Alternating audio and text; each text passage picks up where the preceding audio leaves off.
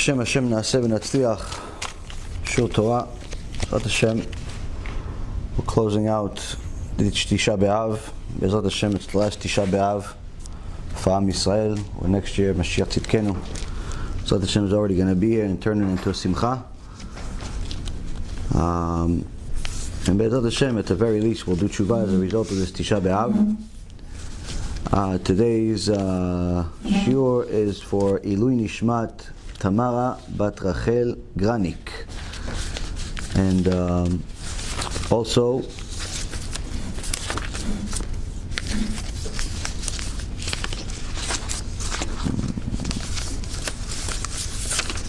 for a refuah shlema for Rabbanit Sarah Bat Anat, Rav Ephraim Ben Shulamit, Rav Chaim Ben Jora, Rabbanit Shulamit Bat Georgia, Rabbanit Levana Bat Sarah, Doris Bat Jora, David Ben Esriya, Esther Bat Tzipora, also for Hatzlacha Rabba, and Refuah Shlema for Yitro Ben Avraham and Talia Bat Sarah. Hatzlacha Rabba to Brian Montenegro and the rest of his family.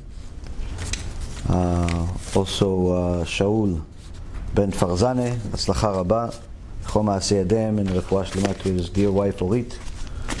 And Bezrat Hashem, all of Am Yisrael, especially the ones that are constant tomchim and supporters of Irgun Bezrat Hashem, whether it's the campaign to do Kiruv and share CDs all over the world in packages, or it is the chesed that Baruch Hashem we are meritorious enough to actually do, with the recent campaign starting to help many families in Eretz Yisrael, and at the very least try to do whatever we can to ease the deen among our brothers and sisters that are having a difficult time with this whole coronavirus and economic crisis that's happening here. Of course, it's hurting the people that are were already struggling a lot more than everybody else. And in Eretz Yisrael, they don't have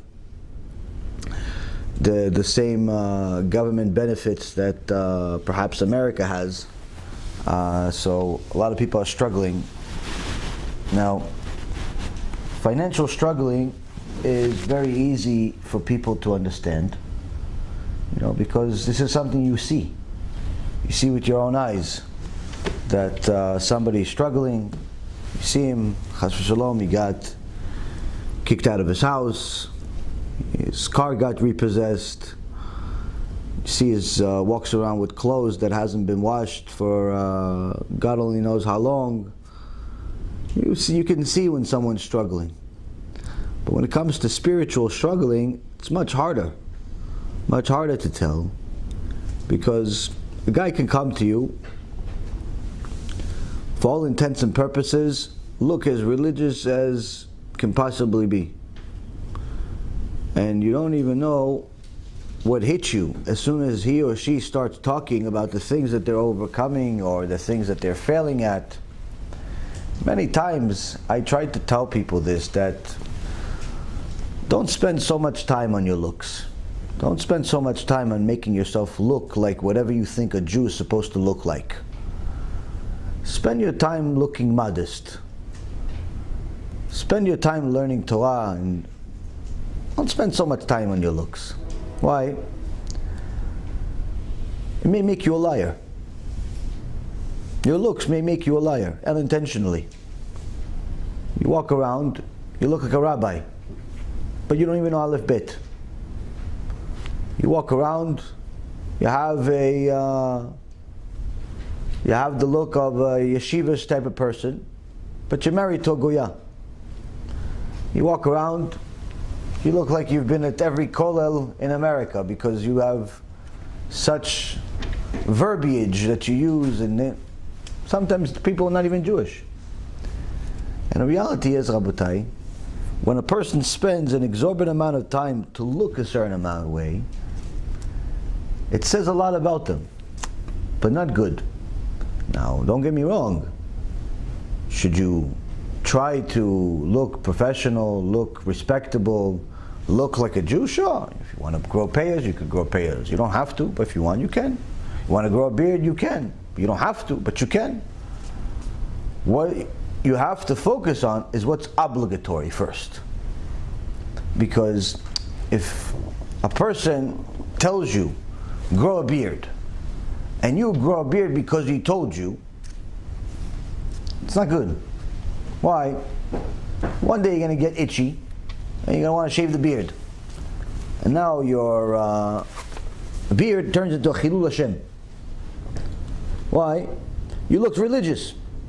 You look, because that's what people that are ignorant think religious people look like. Beard and a hat.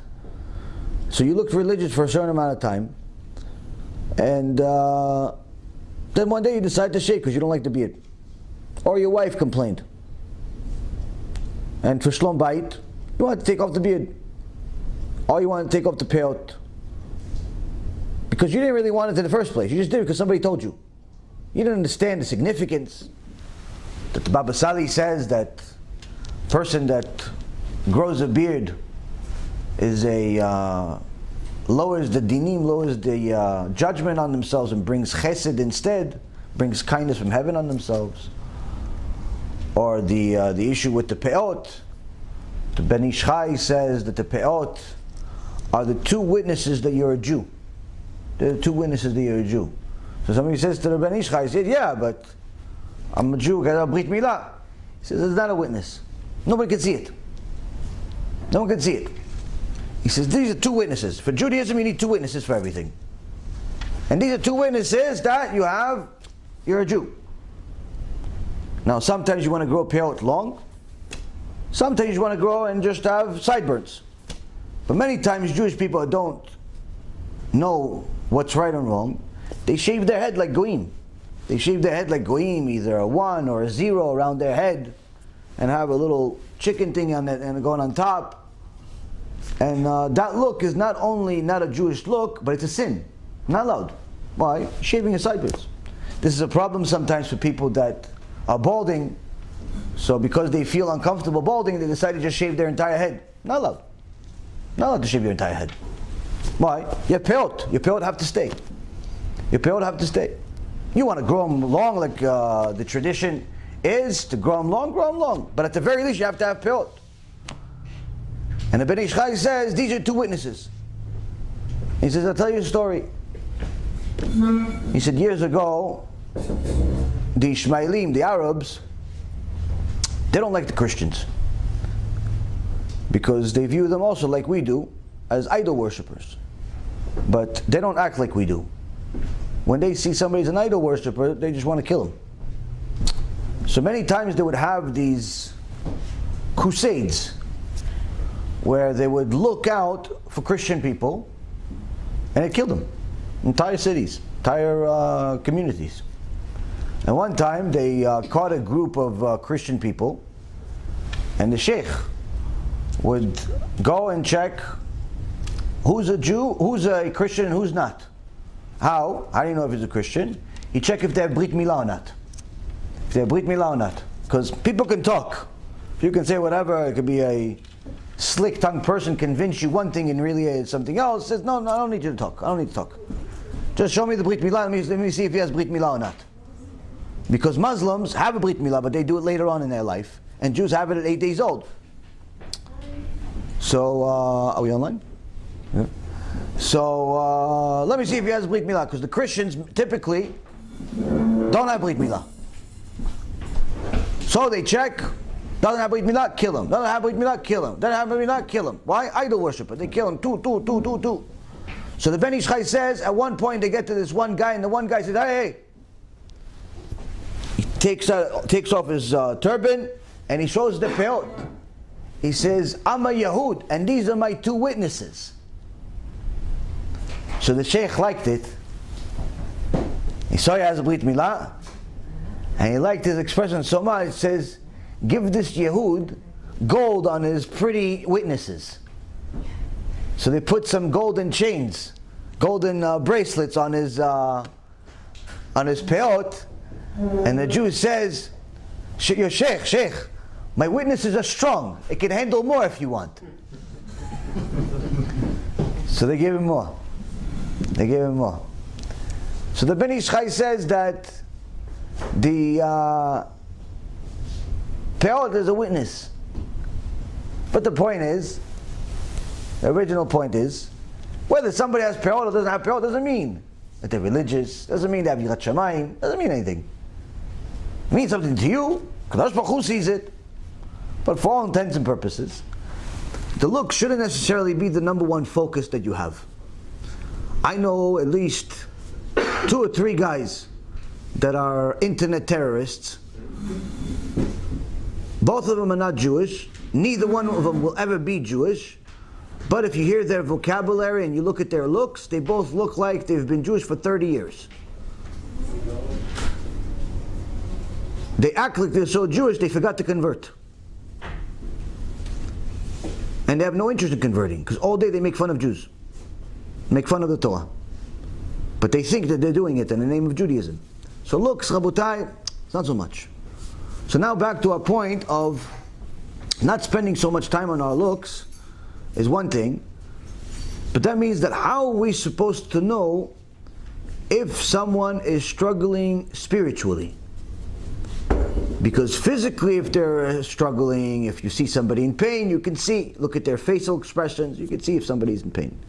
Materially, you can see if the guy get kicked out of his house, if the guy got his car repossessed, if the guy, you see him asking for tzedakah, you can tell the guy is struggling, you can help him.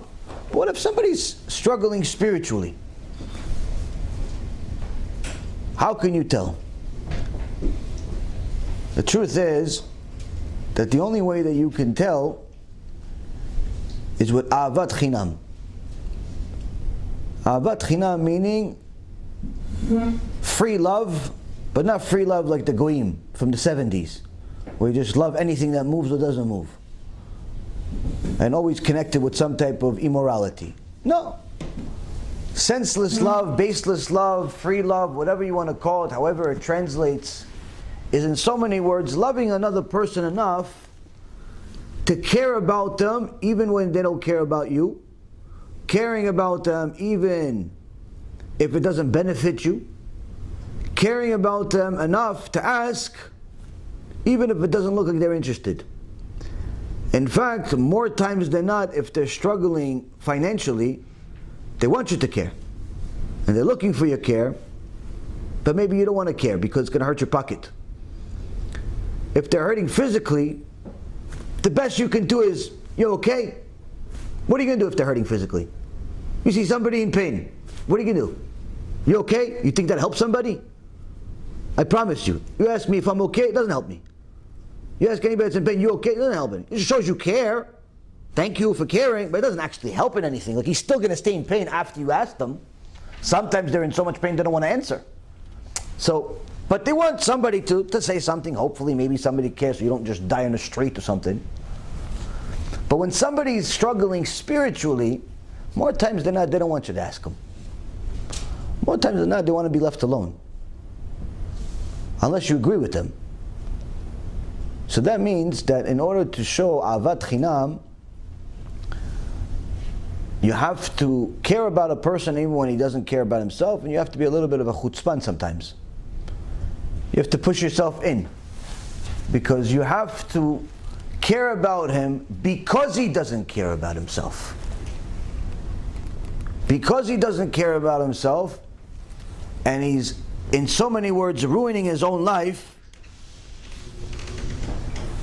and making all of the worst possible decisions that are against HaShem, and building himself a life that's not worth living, you have to care about him. So what are such examples? One time, a group of rich people, very rich people, that decided to go to Eretz Yisrael to see different things. And at one point, they went to Yeshivat Mir. Yeshivat Mir, at the time led by Rav Natan Tzvi Finkel,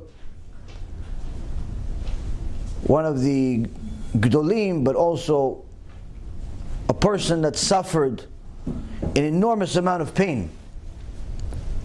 An enormous amount of pain, having a serious illness, and visibly suffering from his Parkinson's, where it was things that were out of his control. But if you ever looked at his face, you're always going to see him happy. So these rich people, they came to the yeshiva. It's an impressive yeshiva, 4,000 or 5,000 talmidim. Imagine you have a school, 5,000 people sitting in one room. It's a Gan Eden. So they came to see, where can we see the Rosh Yeshiva? Oh, you have to go to his house. Okay, they sit. The Rav at the time was in pain, so they had to wait for him for a little bit. But eventually they got and they sat in front of the Rav. And the Rav asks these group of rich people, what did you learn from the Holocaust? What did you learn from the Holocaust? So one guy says, never again. We have to have weapons, Iron Dome, IDF, protect ourselves. Next one says, hate is very bad, shouldn't hate people, there's no reason to hate people. Other one says, different excuse, different reasons. So the Rosh Yeshivat Mil says, you know what I learned? I learned that when you love somebody and you care about them for no reason, you can find a way to share a blanket among 3 or 4 people, even if the blanket usually won't fit one person. That's what I learned. If you don't like somebody, the whole room is not going to be enough. But when you like somebody, even if he doesn't like you, but because you like him, because you're on the same team, you can find a way to share a blanket among 3 people. So after that, they left, impressed by the yeshiva, and one of them stayed behind. Said the Rav was very, very impressed by yeshiva, by chizuk, and I want to donate to your yeshiva. I want to donate to your yeshiva. Says, here you go. He gives him a check. The Rav opens the check, it's a blank check. Says, write any amount you want, Kodav. Now this yeshiva, you should know, this is a $2 million a month budget. We're not talking about a little yeshiva, you need maybe 10, 20, 30, 40, $50,000. You have 4,000 people. It's a big budget. Write a check. Because either way, you need millions of dollars. Write a check. So the Rav says to him, this is mine? He says, yeah, any amount you want. He goes, I can do anything I want with this check? He goes, yeah, anything you want. Takes a pen, writes $1,800. And he gives it back to him. He says, go to my dear friend, he's a Rav, he lives down the street, go buy tefillin from him. He goes, no, what? For the Rav, no, this is a, for you, for yeshiva, no, you said it's for me, it's my check, right? I can write whatever I want. Go buy yourself good tefillin. Good tefillin costs a little bit of money, it costs $1,800. My friend, he lives down the street, knock on his door, tell him he's a man, I'll give you good tefillin. Who told the story? Not the Rav. The guy that gave the check. He was the founder of Starbucks. A guy that really had the ability to write a blank check. Now the Rav could have told him, you know what, I need 10 million. Could have taken 10 million. I need 20 million. Could have taken 20 million. 100 million. His net worth is, ooh. But all the Rav cared about is, go get yourself some tefillin. Why? You don't have a kippah on. Surely you don't have tefillin.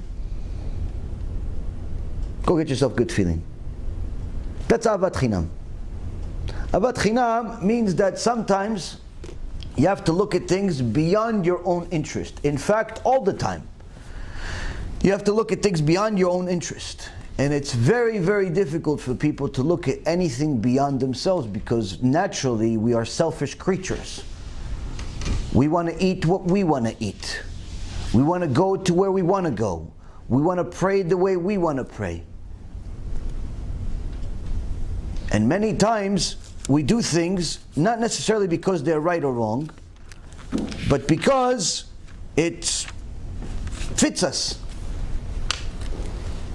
You know, one of the good things that's a big difference, for example, if you go to a shul like this, for example, it's a Bukharian shul, most people that come here all the time are Bukharian. If you go to, there's one in New York, big Bukharian shul, a few of them over there, most of the people there are Bukharian. Surely, there's always going to be ups and downs, different people disagreeing, but overall, everybody has overall the same understanding. This is how we pray, this is what we do, finished. But then sometimes you go to regular Sephardic shuls, where you have walks of all that. He's from Egypt, he's from Tunisia, he's from Baghdad, he's from this, he's from that. You know what happens over there? Chaos. Every Shabbat there's a fight. Why is there a fight? No, read it Yerushalmi. I don't want Yerushalmi, I want this one. No one agrees how the Baal Korah is going to read the Torah. No one agrees because he wants it to read the Yerushalmi way. He wants it to read the Moroccan way. He wants it to read the other way. And the problem is, why? Because they all have different traditions. But what's the real truth? The truth is everyone looks at it from their own perspective. From their own perspective. And it's very difficult. It's very difficult to have a united shul when everyone's looking at it from their own perspective. If we're going to turn the next Tisha B'Av into a day of Simcha, it can't be by continuing to do what we're doing. Because obviously it's not working. Klal Yisrael, whether it's in America or in Eretz Yisrael or anywhere else in the world, for the most part is not becoming more religious. The venom of the secular world is well into the religious world. It's affecting it in many, many ways. People have no idea what's right or wrong, both in the religious world and the non-religious world.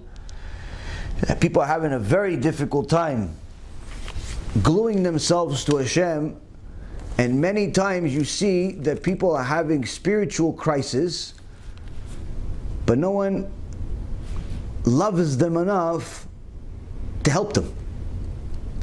Many times it's because they were taught that mind your own business, don't judge him, don't tell him what to do, you worry about you, he'll worry about him.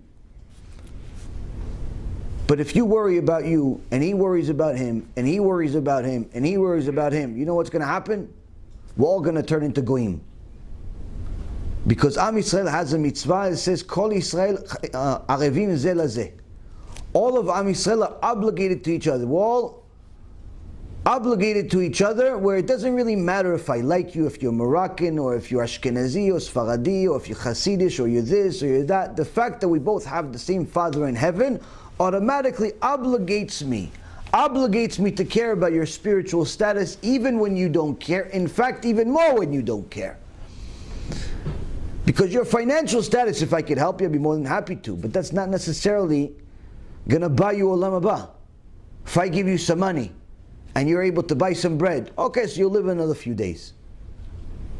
But if you use the money that I gave you to go gamble in a casino, then you're going to buy yourself a bigger Gehinom. It's not going to help you. But if I help you to do tshuva, if I help you to learn Torah, if I help you to do mitzvot, that can get you Olam Haba. But that also means that I have to care about your spiritual status, because you're not going to come to me and tell me, listen, I'm having some emunah problems. Listen, I'm having some problems understanding this psak halacha. Why do I have to keep Yom Tov Sheni? I'm already in Israel. Yeah, but it's a vacation. Yeah, it's vacation, shmecation. I'm there already 2 months. You have to keep Yom Tov Sheni. Why? That's the halacha. Unless you live there, you have to keep Yom Tov Sheni, 2 days of Yom Tov. Yeah, but isn't there this? No, there isn't. So unless you come to me and you tell me, there's no way to know. Which means what? Which means I have to go to you. Because many times what do people do? They just assume. They assume that they made the right decision. One guy tells me, listen, I heard your Tikkun Abrit Shiurim, scared me to death. I found myself a wife. So, Chazaku Baruch, Mazal Tov. Oh, I don't know, just I wanted to ask you something. Is it okay that she's not a Christian? Well, that's okay if she's not a Christian, but she's Jew, right? He goes, well, not so much, really. No, not exactly Jewish, but she's not idol worshiper. If she's not Jewish, it's a problem. Well, listen, she's a Noahide. She's a Noahide. She doesn't worship idols. I said, you're not allowed to be with her. But listen, you said that it should she's keeping me away from a sin. You know, because you said, a guy needs to stay, so I'm not going to sin at least. I said, no, now it's double sin. Now it's wasting seed, and on top of it, it's a Isur Goya. What, you're telling me I'm still in trouble? I said, no, you're in double trouble. Before you were in trouble. Alone you were in trouble, now you're in double trouble. Why did you come to the Rav? Why didn't you go ask if this is okay? I don't know, I just assumed that since she's not, can't assume. You have to see what the psak is. You have to see what the halacha is. You have to see, and the reality is, Rabotai, is that 99% of the time people are not going to ask because they assume they made the right decisions. This happens every day. If you look at him, looks like a religious person. Talk to him, sounds like a religious person. You know how many times this has happened to me? No less than a half a dozen times. I see a guy that went to yeshiva, he's married to a non-Jew. But because he thinks that since they're not married, like they didn't go to court, and they're just like boyfriend, girlfriend, it's not so bad. And since they're older already, and they're not trying to have kids, so it's not so bad. People assume. Which means that if we do not go out of our way to go help people that are in spiritual crisis, they will stay that way. They'll stay that way. They're not going to change. Now, many times you see that the Chachamim act very differently than we do, where their main concern is their Torah. Their main concern is their Torah. That's what they spend their whole time. But you would think, so if they're learning so much, they don't care about Am Yisrael. It's the exact opposite. They learn the Torah in order to help Am Yisrael. So for example, Rav Ovadia Alav Shalom, one time Bibi Netanyahu wanted to come visit him. Bibi, he doesn't walk around alone. He has a whole team with him. He has like a typical president. He has a whole staff of people that follow him to protect him. Then you have the news, all the Erev Rav that follow, everybody comes. He can't even go to the store without a whole entourage of people. So they show up to Rav Ovadia's house, and they see Rav Ovadia is in the middle of writing a tshuva. He's writing a tshuva. So Bibi Netanyahu was walking around with a lot of people. Rav Ovadia is still writing a tshuva, he's learning, he's got Sfarim in front of him, writing. So one of the people that helps Rav Ovadia says, you want me to tell the Rav that you're here? He goes, no, this is unbelievable. What, he doesn't realize we're here? He goes, no, he's learning. He's learning, he doesn't realize you're here. He goes, well, how long is that going to last? He goes, it's going to go on for a long time. Unless we tell him, you can sit here for 2 weeks. He goes, let's see how long it's going to last. So they wait, and they wait. And they have a video of this on the internet. They wait for a while. One of the helpers already starts feeling bad. The media is there's a lot of people there. Oh, just writing. He doesn't realize they're there. He's in his world. He's in his Torah world. One of the helpers says, okay, let me just go tell him. Okay, it's enough already. It's not amusement. Comes to the Rav, the Rosh Memshala here. Okay. Finishes writing his tshuva. Okay, yeah. So somebody that gets to that point, learns that kind of Torah, you would say this person doesn't have any connection to this world. Better yet, when he already got, in his later years, he had a health problem, and a doctor said that he has to have a surgery. Oh, but you had to have a surgery. But the doctors told his children that because of his age, they're scared to do the surgery because it requires anesthesia. And at his age, it's so risky to give anesthesia, he may not wake up. So they don't know what to do. Now surgery, it's not like a little needle and surgery is cutting the meat, this, that, worse than what you do for your steak, worse than what you guys are going to do tonight when you get home to eat. Can't eat meat tonight, by the way, tomorrow night. Meat is for Shabbat, not for us Faradim, we keep also to the tent. But surgery hurts. So they come to the sons, and they tell them, listen, we don't know what to do. So the sons come to the father, comes to Rabbi and says, Abba, what do you want to do? He says, no problem. Just tell them to tell me 5 minutes before they want to start the surgery. Tell them 5 minutes, and they can do whatever they want after 5 minutes. Okay. So the same story is also told about Rabbi Yaron Reuven, by the way. And I believe there's one other tzaddik that I heard the story, I just don't remember the name. So, doctors are there, he's in the surgery room, he's sitting there, and Rabbi Vadia, they tell him, okay, you have 5 minutes. Okay. Rabbi Vadia starts going into a deep thought about a certain halacha. Minute, 2 minutes, 5 minutes. Doctors don't know what to do. They didn't do anything. But you poke somebody, it's going to hurt. So in the beginning, they were scared to do anything, but they saw no matter what they're doing, he's not here. They performed the entire surgery, cutting the meat, going inside the body. Surgery is not 2 minutes. We're talking about several hours. Several hours of cutting the body. This, that, serious surgery. Finish everything, sew everything back up. Finished. He's still like this, nothing changed, hasn't moved. Going, studying. One of the sons said, okay, it's finished? Finished. Abba, the doctors, you can wake up. He goes, no, yalla, start the surgery already. He said, no, what start the surgery? You're finished. He goes, what finished? I didn't feel nothing. What finished? You sure? He goes, yeah, Abba, look at you. Oh, okay. So a person like this that gets their mind into such a high level of kedusha, you would think this person has nothing to do with the rest of us. He doesn't care about anybody's spiritual status. He doesn't care about opposite. One time a woman calls the house of Rabbi Vadia crying. She said, I wanted to see the Rav. Can't see the Rav. Sorry, the Rav's studying. No, but I need to see the Rav. No. She comes to the house anyway. I need to see the Rav. No. Can't.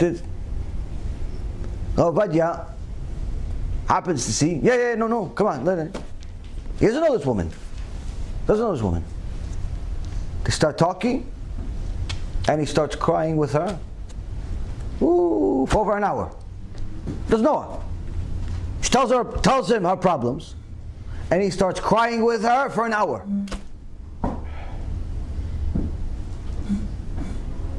Why? We're part of the same team, part of the same people.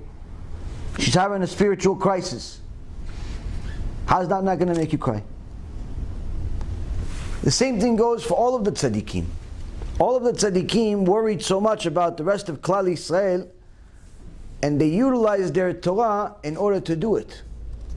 There was nothing that would stop them from doing it. Now, many times one of the things that hold us back is when we have our own problems. So you're so enamored in your own problems, it's hard for you to think about somebody else's problems. But that's what Ahavat Chinam is. Ahavat Chinam means that you have to put your own problems aside, and in order to deal with other people's problems, because the fact that you have a problem doesn't mean that he has to suffer. The wife of the Chafetz Chaim was known as a Baalat Chesed. And one of the things she would do is she would give money to poor people at funerals. Funerals, people would come and there's always poor people there, and she would give the money. She'd collect tzedakah and give the money. So as you would have it, one of her own sons died. One of the Chafetz Chaim's kids died, and there was a funeral. And at the funeral, usually when you see funeral, everybody's crying. They see the Rabbanit like normal. She sees the poor people, and she goes over there and she gives the money, gives the money, gives the money. One of the people says to the Rabbanit, your son just died. Shouldn't you deal with the levaya for your own son? She says, my son died. Why does he have to suffer? Why do the poor people have to suffer because my son died? They know me that I give tzedakah during the funerals. What's that? Yeah, but you. Okay, me. I have a problem. Okay, I have a problem. It doesn't mean his problem is going to be solved that way. That's Ahavat Chinam. Ahavat Chinam means that you have to go out of your way in order to help the other, which includes putting your own problems aside. If you have the ability to help another person, that means that HaKadosh Baruch Hu wants you to help them. Many times we ask, oh, should I do this, should I not do it? Generally speaking, when it comes to spirituality, if you have the ability to do it, do it. That's why HaShem is sending you. So for example, a lot of times people ask me, oh, I don't know if I should send a shiur to this guy, maybe he'll get offended because he doesn't keep Shabbat, and you spoke about Shabbat in this lecture. How do you know if you should send a lecture or not?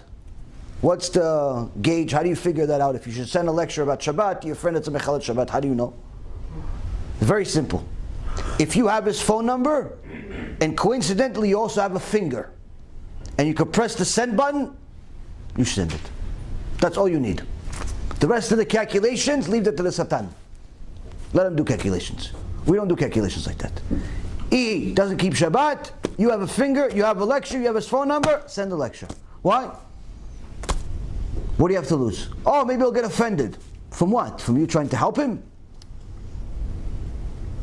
From you trying to help him, he's going to get offended?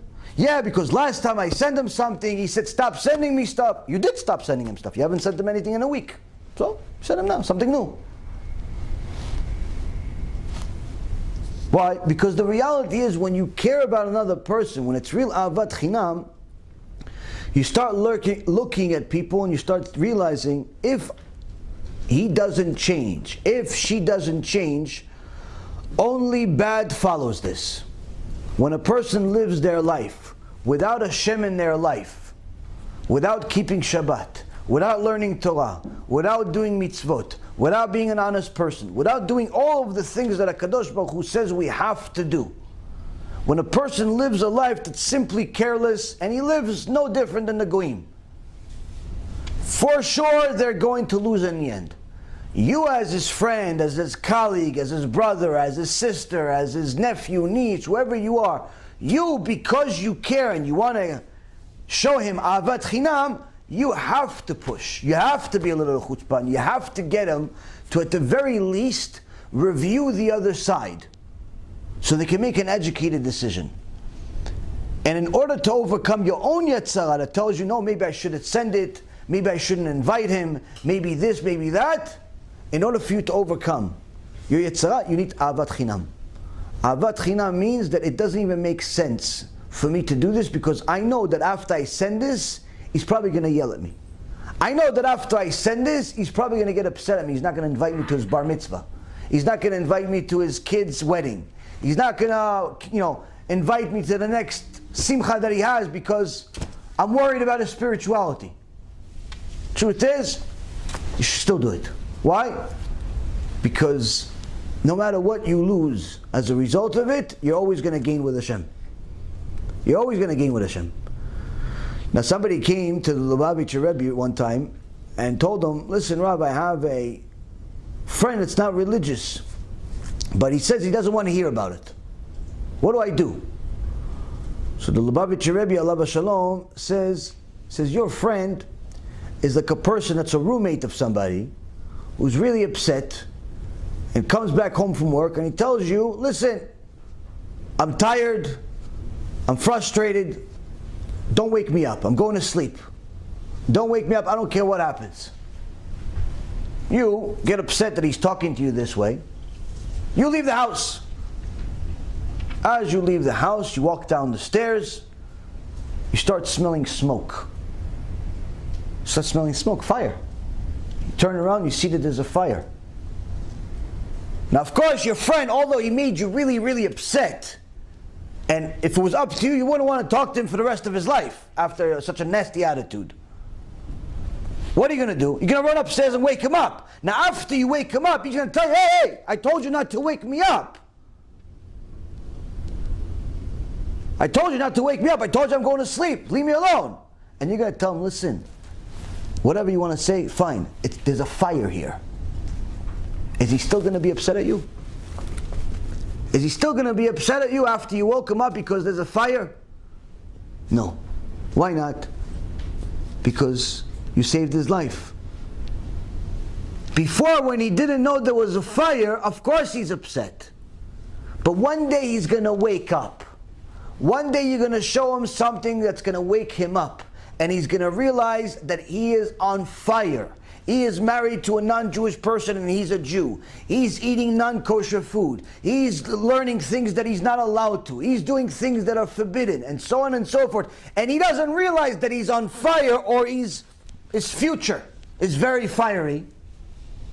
He doesn't know until one day you wake him up. It may take you 1 video, 20 videos, 100, 1 class, 100, who knows? But the point is, at some point he will wake up. At some point she will wake up. And she's not going to be upset at you anymore.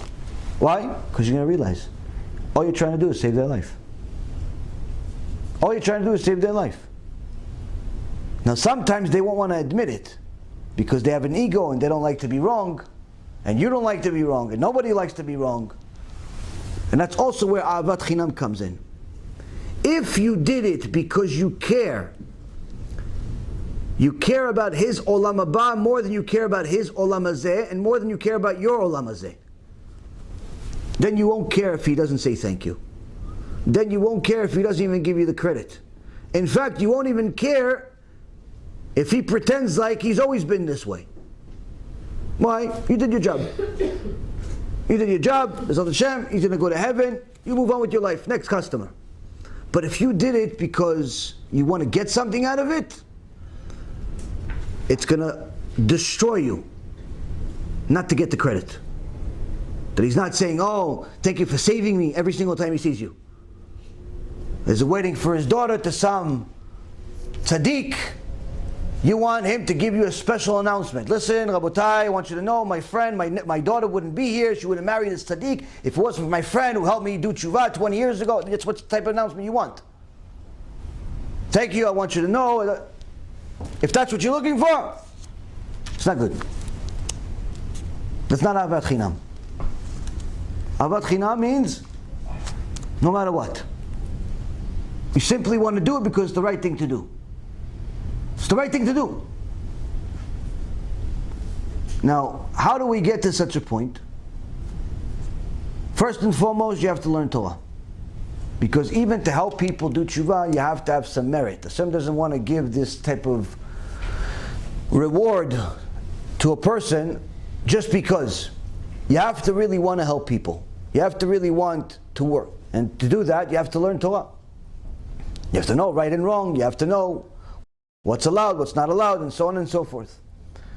Now, second thing is, you have to be able to overcome your own obstacles, like I said, and pretty much look past them. One of the examples is a story by Rav Itzale Mislachov. Rav Itzale Mislachov was a big Talmid Chacham, and his son, Rav Michale Mislachov, also ended up becoming Gdol Hador. But when Rav Michale was a little boy, he says that because his father was an avrech, learning all the time, he didn't work a regular job, so they were constantly struggling. And one day his mom told him, we don't have any food. There's no food. It's not like today where you don't have the dish that you like, but you have 87 other dishes. Simply nothing. You open a fridge, empty. In those days, not even a fridge. Anyway, there's no food. What do? As you would have it, somebody knocks on the door. Yes? Some guy looks like an Arab. Yeah, how can I help you? Oh, I'm here to sell you a chicken. A nice chicken. Well, sorry, we don't have any money. Oh, it's okay. I'll take an IOU. You pay me back whenever you want. Bemet? Yeah, you can take the chicken, pay me whenever you want. So Rabbi Michale says to his mom, Ima, don't take it. Don't take it. Why not?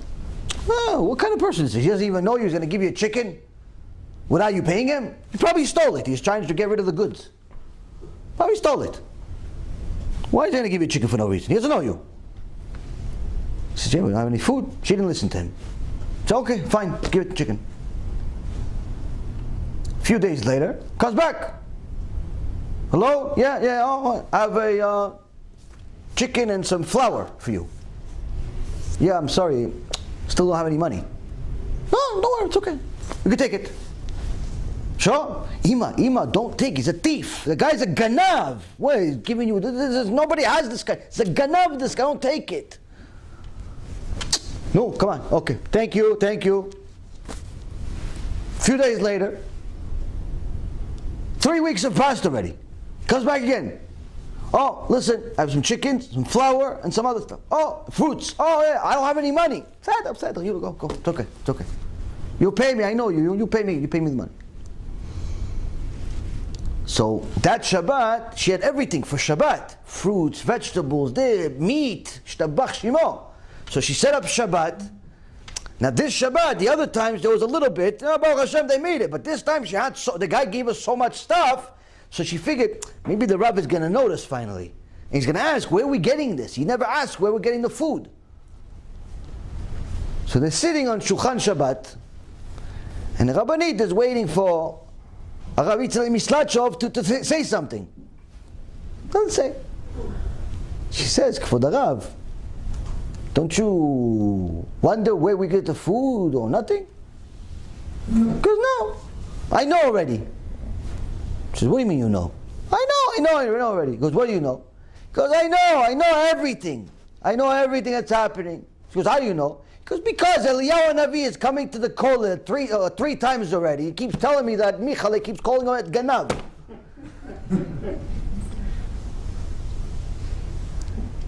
He's coming already to the kollel for a month already. He's telling me that Michale keeps calling him a Ganav. So when a person is so enamored in Torah, HaKadosh Baruch Hu is going to send him help, but that doesn't mean he doesn't have any tests. So when you care about Am Yisrael and you want to help them do tshuva, get closer to HaKadosh Baruch Hu, do all these different things, you have to overcome your own tests. So if you have your own struggle, your own financial struggle, your own marriage struggle, your own this, your own that doesn't mean that other people should suffer. Ahavat Chinam is one of those things where we're forced to get ourselves out of our own head and focus on what's in front of us. If anybody is sent in front of you and you have the opportunity to help them, yalla. You have to go for it. When it comes to Torah and mitzvot, people have a much harder time than they do when it comes to money. Because usually with money, you say, listen, the guy's struggling, he's asking for help. So if you have the money and you're generous, you give him the money.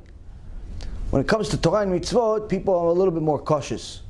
Because they figure, listen, maybe he has a Rav already, maybe he has this, maybe he has that.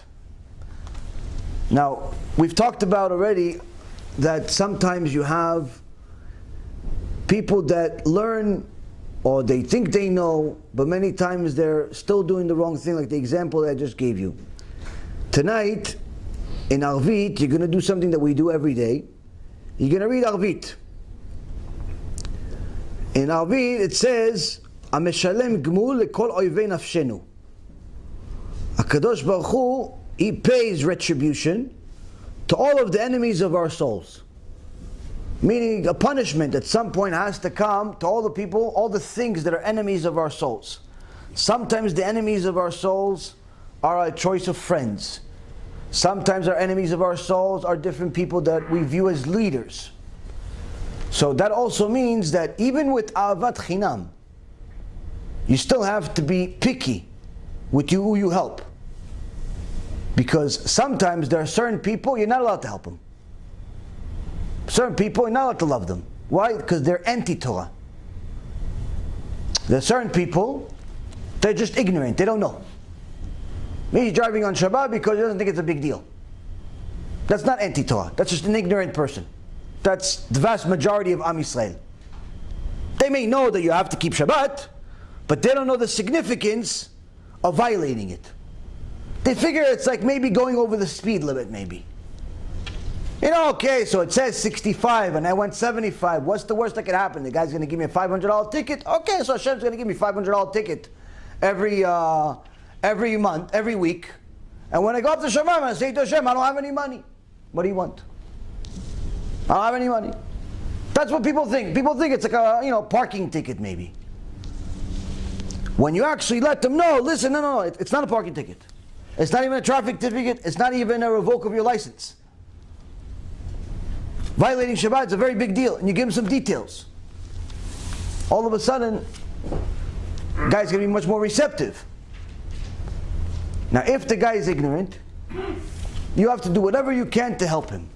But then there are certain people that are anti. They like to make fun of the Torah. They like to go against the Torah, even if you tell them and you explain to them, and sometimes they actually get even worse if you tell them. People like this, there's no Ahavat Chinam there. People that are anti to that point and mock the Torah, there's no Ahavat Chinam with them. You have to go somewhere else. Why? There's just too many people that are much easier customers. There's no need for you to go and fight this guy for, people say, oh listen, why don't you debate? Why would I debate? Oh listen, because he has a different idea than you. I said, how many people are going to do tshuva as a result of this debate? No, but it's entertaining. I said, for entertainment, go to Hollywood. The goal is to help people do tshuva, not entertain people.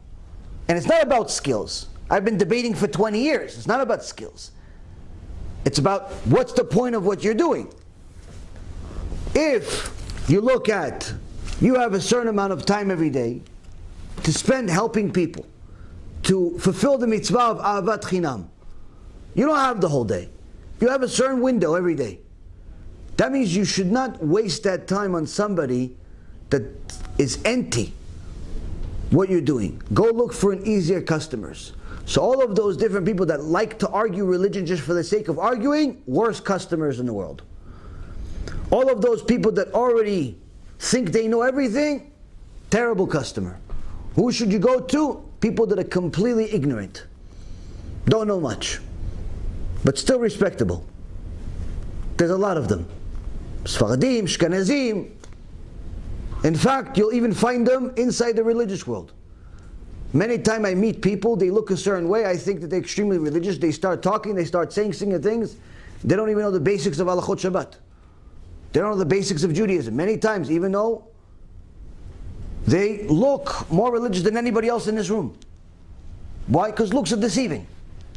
Looks are not exactly always a representation of what somebody is. Right now, there are certain people in government office, in New York, in other places, that call themselves religious Jews. They call themselves religious Jews.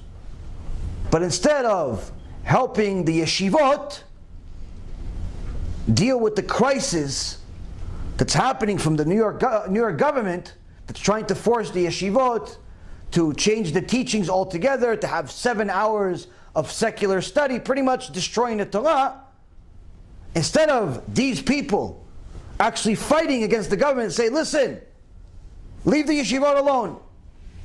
The religion and state, this should be separate, right? You know what they did? They're the ones that brought the problem to the government. They're the ones that went to Congress, and there's videos of this, and they're proud of this. That's what they're doing. They went to Congress and said, listen, we're here to complain that these yeshivot are not following your government's rules. They're not teaching secular studies. They're not teaching social studies. They're not teaching this and that. They're only teaching 90 minutes a day. So what happened? The government said, oh, yeah, okay, good. Okay, we're going to shut them all down.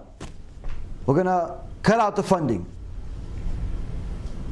Now, if you look at these people, they look religious. Kippah, be it everything.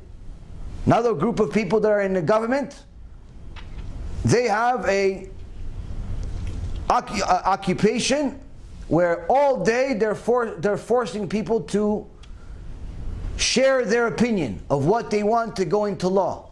What do they want to go into law? Things that promote homosexuality. Things that promote things that are perverted and against the Torah. Why? Because if this goes in, something else that they want will go in, and therefore, now you look at them and say, well, these are religious people. How are they doing this? Looks could be deceiving. Looks could be deceiving. If somebody looks religious, acts religious, can say even religious things, doesn't mean anything. How do you know if somebody's religious? How they act. How they act. Looks is only a small part of it. So, when you know that there's going to be a lot of people that are ignorant because they're seeing all types of versions of religious people. They're seeing the good version, they're seeing the not so good version. They're seeing the real one, they're seeing the fake one. So surely anyone that's not already in is confused because he's not really sure which one is the reality and which one is an exceptional case. Which one is the one that's the norm and which one is that? Because sometimes some people are so unfortunate that most of the people that they meet are the fakers. I can tell you that for the first 30 years of my life, all I met was fakers. They would come to my office 3 times a week.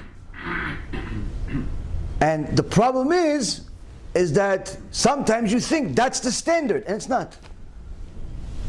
How do you know what's Judaism? You have to learn Torah yourself. Jews are not always the best representation of Judaism. The only representation of Judaism is in Torah itself. So that means you have to learn yourself. You have to double check, you have to have your Rav, and so on and so forth. But that also means that you have to prepare yourself that the next time you approach your friend, your colleague, another guy in a minyan, another guy in a community, you know them, you don't know them, already know that this guy, if he's not religious, there's a reason for it. So if he's a little defensive, don't be surprised. Don't be surprised. Why? Because he probably got offended by somebody. Maybe he got hurt by somebody. Maybe he saw the wrong impression of what Judaism is at some point. So you have to go there prepared with these tools. You have to go prepared that, okay, this guy already probably has a warped version of what Judaism is. That's the reason why he's not religious. He's not religious because he hates God. He's not religious because he probably has the wrong version of what Judaism is, what Torah is. That's why he's not religious. So you have to already go into this prepared. Now, that means that you have to prepare yourself for a headache. Why would you want to do that if not for Ahavat Chinam? You're not going to make any money out of it. Sometimes he's not going to like you as a result of you doing it. Sometimes he'll love you and he'll become your chassid. But sometimes he'll hate you. Sometimes he'll tell you, go fly a kite. Sometimes he'll even use some foul language. You have to be prepared. Now in the business world, if you want to talk to me, you have to pay me $3,000 for 1 hour. But in Kiruv, it's free. Why? In the business, it's about money.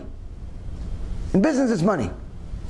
If you're going to go work in business, you have to think how much you're going to make for spending this amount of time. You have to look at what's worth it for you.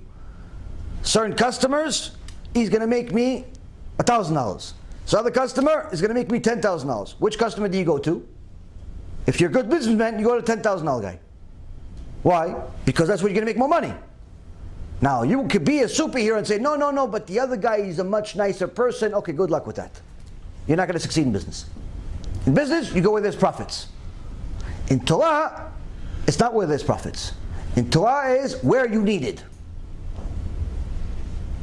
Where can I be most successful in helping people do tshuva?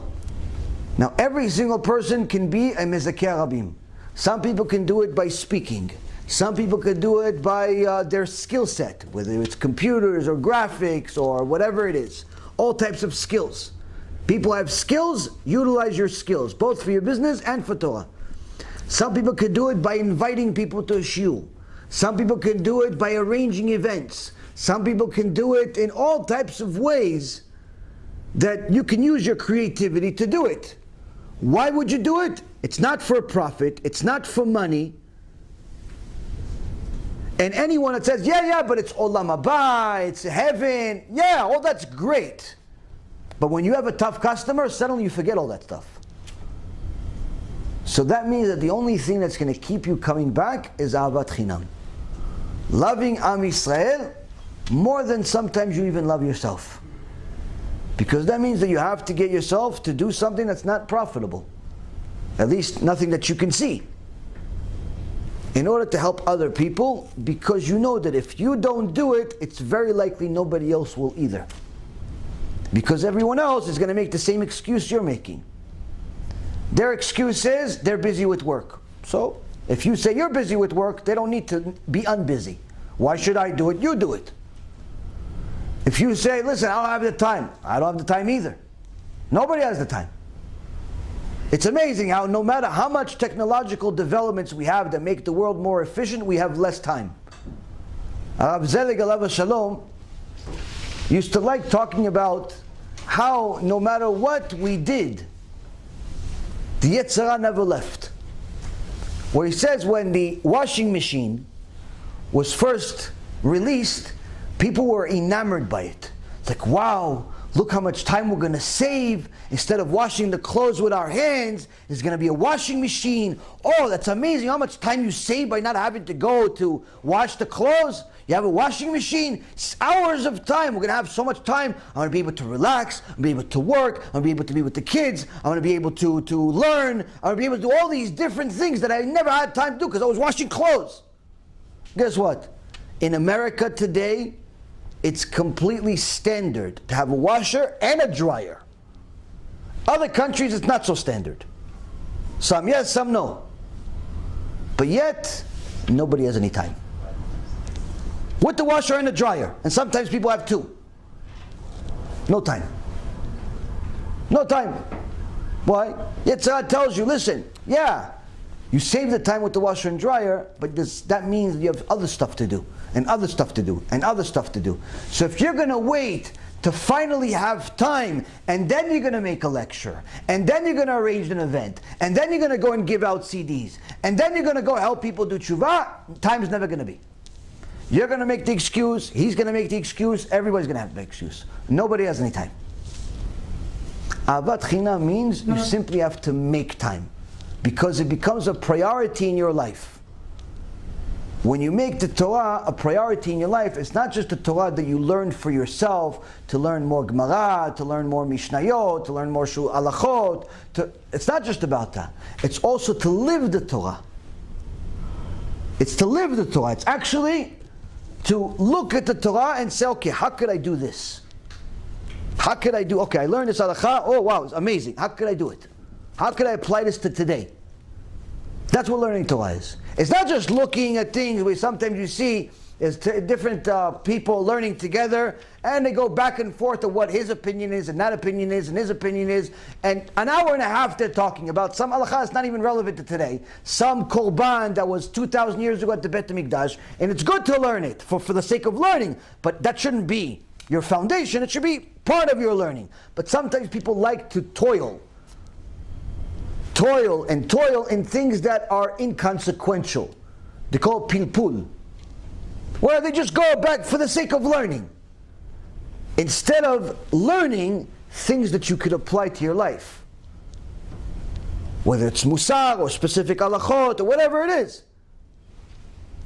The key to your learning should be learn to do.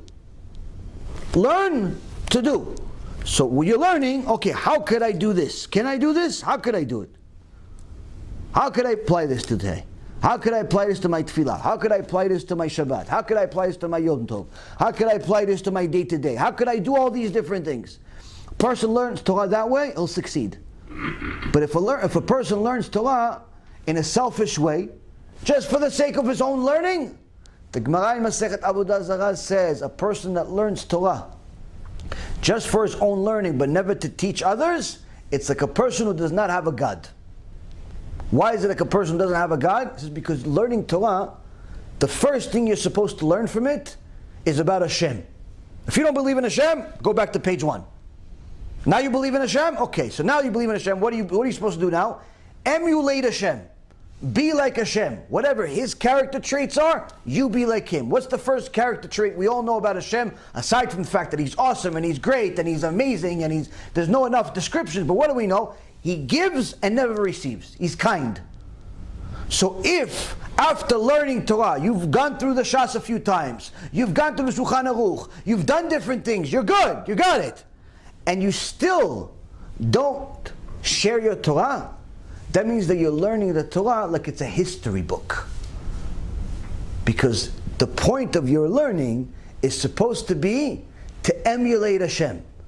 And if emulating Hashem doesn't mean to you sharing the Torah, that means you haven't learned about Hashem. You learned about something else. You learn about something else. So that way, when a person learns the Parashat Shavua, what should be his goal? His goal first to be to understand. Second goal should be teaching to himself. Third is to share it with his family or her family. Then whoever else. And little by little spread the Torah to people that are knowledgeable, people that are less knowledgeable, people that don't know anything. Little by little trying to get Am Yisrael to know more and more about HaKadosh Baruch Hu. That's Ahavat Chinam. That type of Ahavat Chinam is not really Chinam. It's not really free because it's a lot of headache. But it's worth it.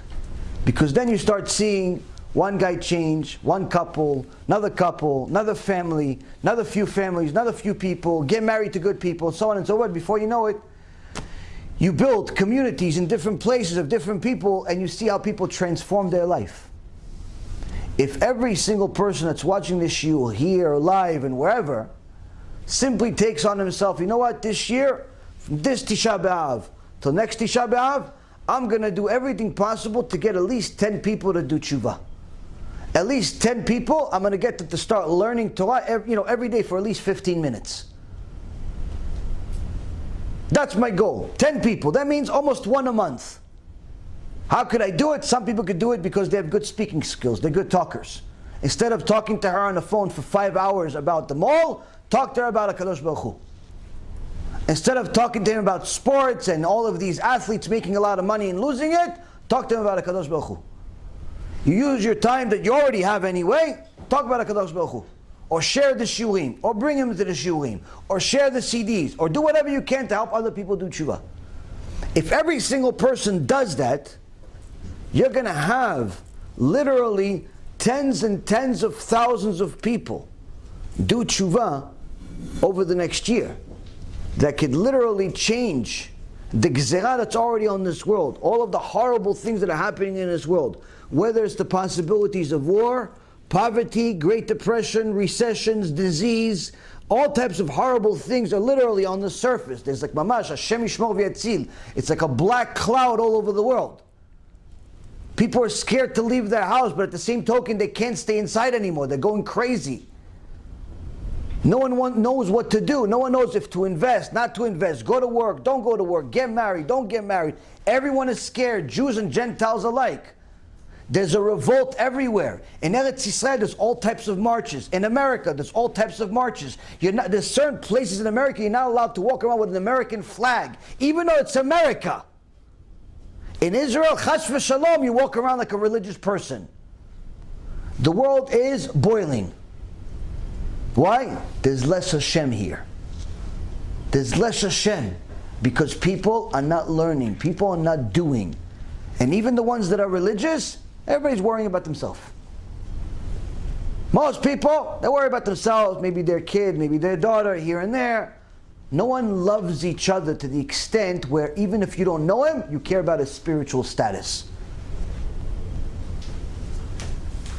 In order for us to have this horrible decree change, we have to change. We have to start caring about everybody that we don't know. Not only the people that we know, but not about their pocket, about their spiritual status. Because that's the only thing that HaKadosh Baruch Hu cares about. The pocket part, he's the one that takes care of it.